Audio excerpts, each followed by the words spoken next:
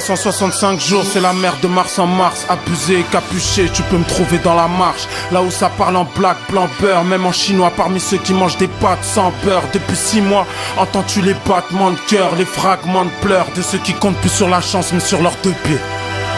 Violence raciale, police et carte de séjour. C'est nous qui faisons la France, personne m'écarte de ces jours. Marche, un morceau qui réunit pas moins des 13 rappeurs français les plus influents de leur génération. Cool Chain, DC's, AKH, Nekfeu, Lino, Esprit Noir et tous les autres signent avec cette collaboration le morceau phare du film La Marche sorti en 2013.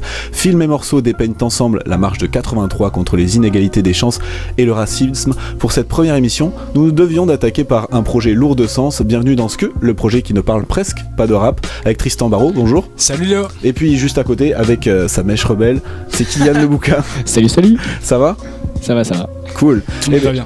Donc la marche en 83, c'est Kylian qui va nous présenter un petit peu le mouvement et puis on parlera du film juste après. C'est ça. Mais d'abord le morceau, donc c'est 13 rappeurs qui se retrouvent sur une prod de DJ Core. DJ Core, celui qui avait fait notamment des instrus pour la Scred Connection ou encore aujourd'hui il fait beaucoup des productions pour La Crime et SCH notamment.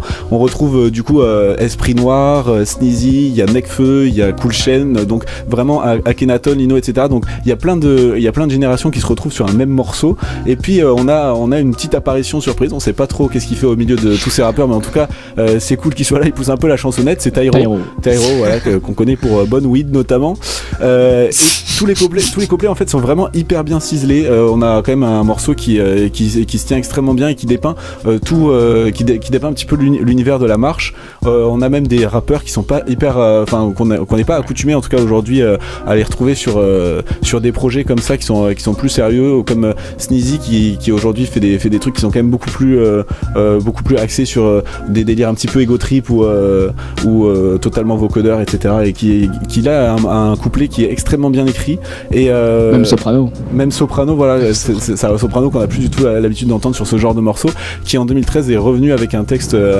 qui est vraiment assez marquant sur ce morceau. Donc dans le morceau Marche, on a toutes ces générations qui sont réunies et qui nous offrent quand même leurs plus belles plumes. On retrouve aussi Lino, Nesbill, etc. Bref, une jolie brochette de rappeurs sur ce morceau qui est sorti en single juste avant la sortie du film, il me semble. Et du coup, ça parle de la marche de 83. C'est ça. En fait, ça parle de la marche pour l'égalité contre le racisme, donc qui est plus connue sous le nom de la marche des beurs, qui a eu lieu du 15 octobre au 3 décembre 1983. Yes. Donc l'émergence du mouvement, ça commence au quartier des Minguettes à Lyon, parce qu'il y avait beaucoup de violences policières à cette époque, des affrontements entre jeunes et policiers. Et en fait en 83, il faut savoir qu'il y a quand même 21 Maghrébins qui sont tués pour motifs racistes, selon les organisations de lutte contre le racisme. Donc c'est pour ça a soulevé le mécontentement des quartiers populaires. Donc en fait c'est le père Christian Delorme et le pasteur Jean Cossy qui sont membres de la CIMAD. La CIMAD, c'est le comité intermouvement auprès des évacués qui propose de mettre en place cette marche, qui est directement inspirée de la marche du sel de Gandhi ou du mouvement des droits civiques de Martin Luther King. Donc c'est l'initiative d'une association, c'est ça. C'est pas les gens qui ont décidé de même, c'est une association qui a des... C'est la CIMAD qui s'est emparée du problème. Du mécontentement. Ok. C'est ça. Donc en fait ils sont partis, c'était assez peu médiatisé au début, ils étaient que 32, ils sont partis du quartier de la Cayolle à Marseille. Donc petit à petit ils ont rencontré les habitants sur leur chemin, donc on voit bien ça dans le film. Ouais. Le mouvement s'amplifie et est rendu à Strasbourg. C'est là que ça prend vraiment de l'ampleur quand Georgina Dufoy, qui était secrétaire d'État à la famille, à la population et aux travailleurs immigrés, se joint au cortège. Donc à partir de là, il y a un relais qui commence à se faire entre l'Élysée et les marcheurs. Et rendus à Paris, ils sont près de 100 000 dans les rues. Donc il n'y a pas que des marcheurs, ils sont aussi rejoints par des militants de gauche, par des syndicats, par des associations, etc. Et en fait, il faut savoir qu'un jour auparavant, ils ont gagné leur pari, qui était en partie d'obtenir une carte de séjour de 10 ans. Parce qu'ils se sont fait recevoir à l'Elysée par François Mitterrand qui leur a accordé ça. C'est pour ça qu'ils se sont battus en fait. En partie, pour la carte de séjour de 10 ans. Ouais, c'était un peu, ça faisait partie des objectifs de cette marche. Ils voulaient aussi le droit de vote pour tous les immigrés, mais ils l'ont pas obtenu. Okay. Le but c'est d'obtenir plus de droits en fait. C'est ça, et d'être reconnu et aussi et surtout de critiquer les violences policières et les crimes racistes décédé. Tu parlais des associations tout à l'heure, il y a une association qui s'est créée en marge de... C'est ça, il y a Cette SOS marche. Racisme qui a été créé à l'issue de ce mouvement. Et d'ailleurs, ça a fait assez polémique en fait parce que on les a accusés un peu de faire une récupération politique parce que SOS Racisme est une association assez proche du PS. Ah ouais. Donc il y a eu pas mal de critiques à ce sujet. Ok, et qui sont un peu en perte de vitesse aujourd'hui, non? SOS Racisme. Ouais. Ouais. Un petit peu vite fait. C'est ça. Et donc après, il faut aussi savoir qu'en 2015, donc 32 ans après la marche, il y a Arbi Rezghi, qui était un ancien marcheur, qui a décidé de relancer la marche. Il en a refait une. Ils étaient que 40, donc ça a pris beaucoup moins d'ampleur. Mais il est parti du quartier des Minguettes et il est arrivé jusqu'à Paris. Il a fait la même marche. Donc c'était un peu pour montrer que ça avait pas vraiment changé. Hein. Il y avait eu certaines améliorations. Il y a beaucoup moins de crimes racistes, etc. Mais dans l'esprit des Français, il y a toujours des problèmes. Et ce qui est quand même assez dingue, c'est qu'on en entend quasiment jamais parler de cette marche, qui alors, pourtant elle a eu quand même beaucoup d'ampleur, 100 000 personnes, tu disais. C'est ça. Enfin, voilà. Certains disent que c'était un peu le mai 68 des enfants d'immigrés. Ouais, ouais. Qui sont descendus dans la rue du coup pour obtenir cette carte de séjour notamment. Ils en parlent dans le morceau de cette carte de séjour et c'est vraiment un truc qui revient extrêmement régulièrement. Ouais. Dans le film, je sais pas si c'est... Dans le film, on en parle si à la fin. C'est mentionné, en fait. En gros, le film, il termine au moment où ils vont à l'Elysée. Ok. Enfin, je vous en parlerai tout à l'heure. Bah, tu peux même nous en parler maintenant. Je vous en parlerai maintenant. Je propose qu'on écoute un petit extrait, non de Jamel. C'est dans le film, à un moment donné, vous allez écouter. Moi aussi, je suis un marcheur.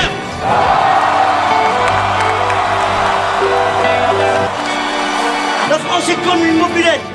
Pour avancer, il lui faut du mélange.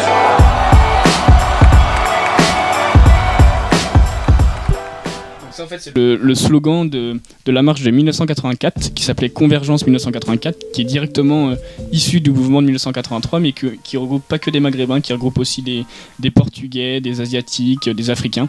Et en fait, c'est un peu le même principe. Ils ont décidé de parcourir la France, mais à mobilette, pour montrer que la France a besoin de mélange.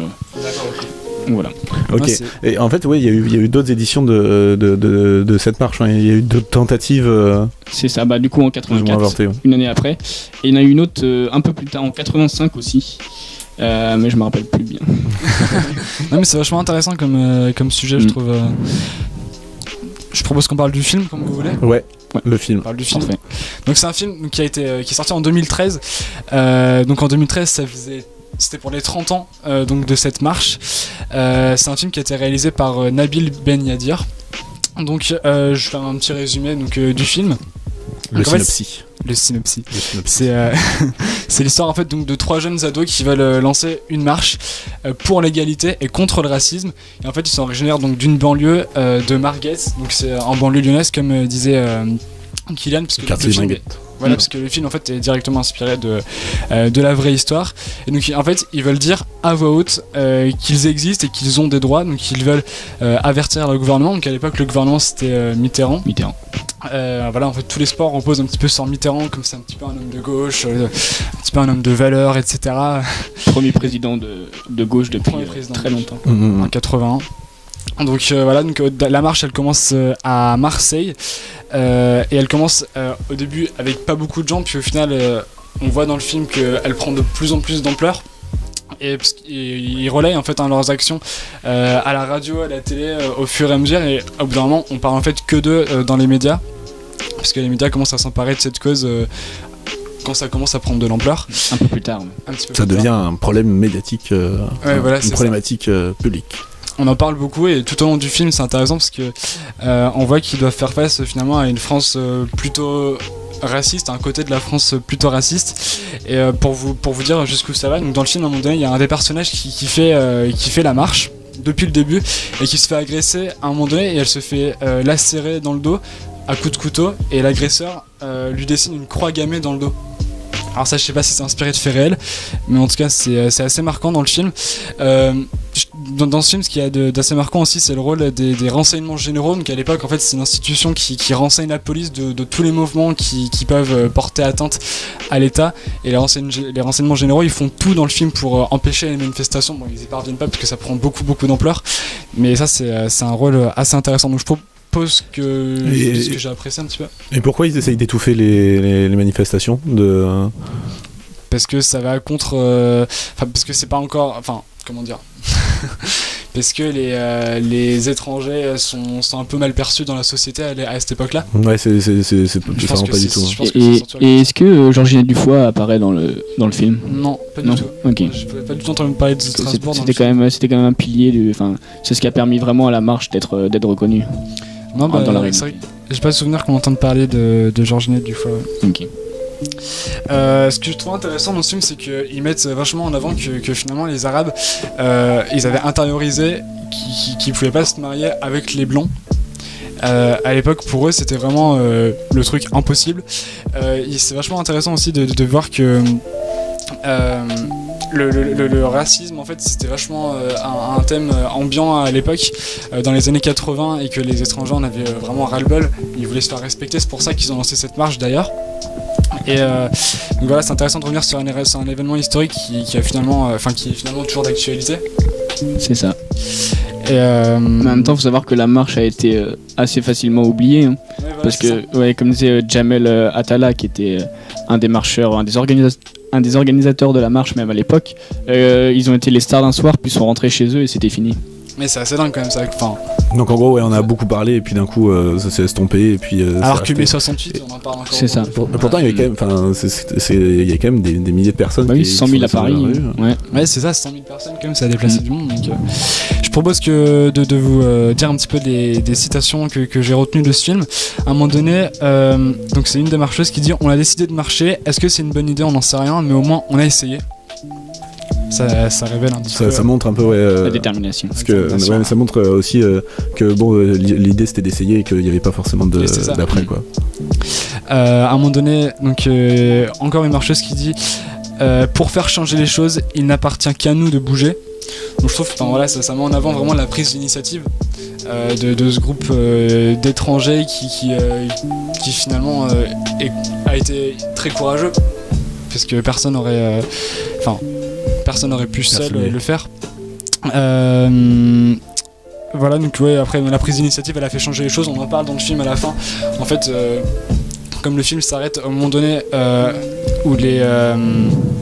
où ce groupe entre à l'Elysée, il y a juste un petit bandeau en gros qui nous rappelle les faits historiques pour nous dire qu'il y a des problèmes de société qui ont changé après, comme par exemple, que tu le disais, la carte de séjour, voilà, c'est ça, qui a changé grâce à François Mitterrand. Et oui, voilà. Après, je peux vous dire aussi ce que j'ai moins aimé dans le film. Ce que j'ai moins aimé, c'est l'affiche, parce que sur l'affiche, en fait, on met les stars du film en avant. Jamel Debbouze. On met Jamel Debbouze en avant, alors que Jamel Debbouze, finalement, il apporte rien au film. Enfin, il a un rôle un peu secondaire, mais je trouve qu'il apporte pas grand chose au film. Il a pas un rôle, il a un rôle assez flou finalement, alors qu'il est mis en avant juste parce que c'est une star. Finalement, je pense que ça aurait été plus intéressant de mettre en avant la foule, de mettre en avant la marche qui a été mise en place. Et c'est d'ailleurs ce qui est intéressant dans ce film, c'est parce que dans ce film il n'y a pas de personnage clé. Il y a vraiment un mouvement qui a été créé. C'est le mouvement qui est au centre du. Qui est au centre. Voilà, c'est un héros collectif. Je sais pas comment on peut appeler ça. Mais c'est pas vraiment. C'est pas une personne qui est au centre du film. Ouais, il y a eu beaucoup de critiques assez acerbes quand même sur ce film, expliquant que c'était un film qui avait été beaucoup marketé par Canal+, etc., et que c'était pas forcément que c'était vraiment juste une espèce de machine médiatique qui s'était mise en place pour les 30 ans de la marche, et que en fait il était pas si ouf que ça, quoi. Pourtant moi je trouvais ça intéressant, parce qu'on nous rappelle en plus qu'il y a eu des personnes tuées quand même par le racisme, t'en parlais tout à l'heure. 21 en 83. Voilà, franchement c'est un film assez marquant qui je pense transmet, qui a plein de valeurs finalement, qui transmet beaucoup de valeurs. On se rend compte que il y a quand même encore une France plutôt raciste, donc il retranscrit pas mal. Il retranscrit plutôt très bien tout ça, j'ai trouvé. Ok, merci beaucoup Tristan. Pas de soucis, merci. C'est cadeau. c'est la fin de cette émission. On a fait un petit peu le tour de la marche, je pense. On n'a fait aucune blague sur En Marche, et ça, on peut s'en féliciter. On en est fiers, c'était une règle. C'était une règle qui avait été donnée. Et du coup, on vous retrouve dans 2 semaines pour une prochaine émission sur un nouveau morceau. On va vous parler vite fait d'une playlist qui sera réalisée et que vous aurez les liens, vous pourrez aller écouter sur Spotify, Deezer, SoundCloud et sur YouTube, etc.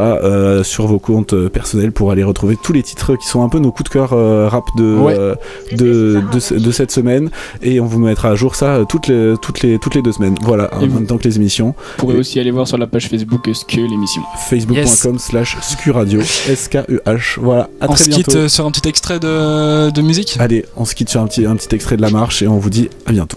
Il est prêt pour la marche, les peurs, crash balafrolésique, marche des beurs, révolution paraplégique, la haine dans les cœurs, les plaies cicatrisent mal logique, les armes font les cœurs en couilles, ça part comme en Égypte, qui gagne à la fin, qui ça profite, j'hésite, entre les coups et les cris, les pleurs, j'évite, les cris cette génération.